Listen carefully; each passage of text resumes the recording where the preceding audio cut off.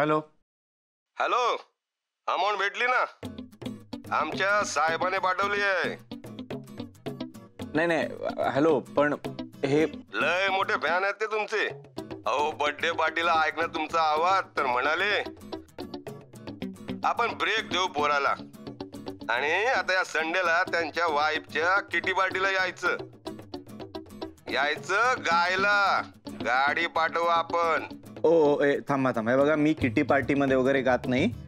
आणि हे तुम्ही जे आता पैसे पाठवलेत ना, हे घेऊन जा. आणि कोण आहेत हे तुमचे साहेब, कोण आहेत? मदन मासोळी. काय काय? अरे मदन मासोळी, नाव तर ऐकलंच असेल ना? हॅलो, काय काय काय काय काय हसतोयस काय?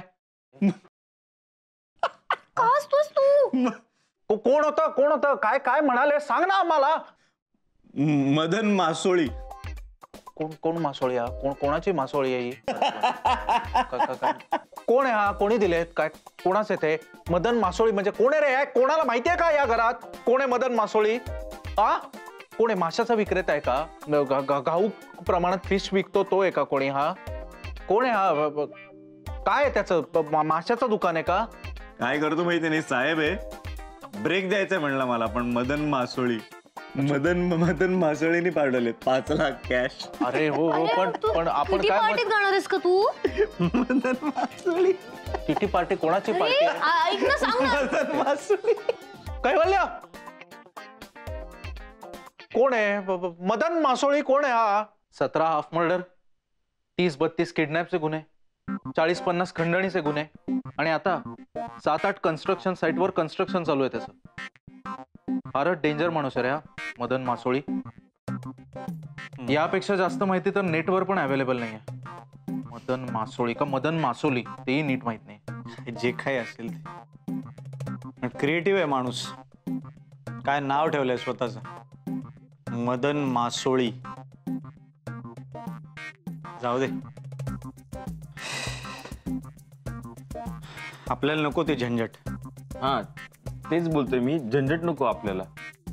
ते काय किटी पार्टी मध्ये जाऊन गायचंय ना, मग काय जायचं पटकन झटकन 2-3 गाणी अशी बोलायची आणि चटकन निघून जायचं. काय टेन्शन नाही. हा झंझट नको. नाही आशुतोष, मी असं म्हणतोय की आपल्याला नको ती झंझट. हा मी तेच बोलतोय, झंझट नको. ठरलं. आशुतोष, मी असं म्हणतोय की मी गाणार नाही, मला नकोय ती झंझट. अरे ऐक ना, कैवल्य. अरे मी एक मिनिट, तू तुला कळतंय का आशू?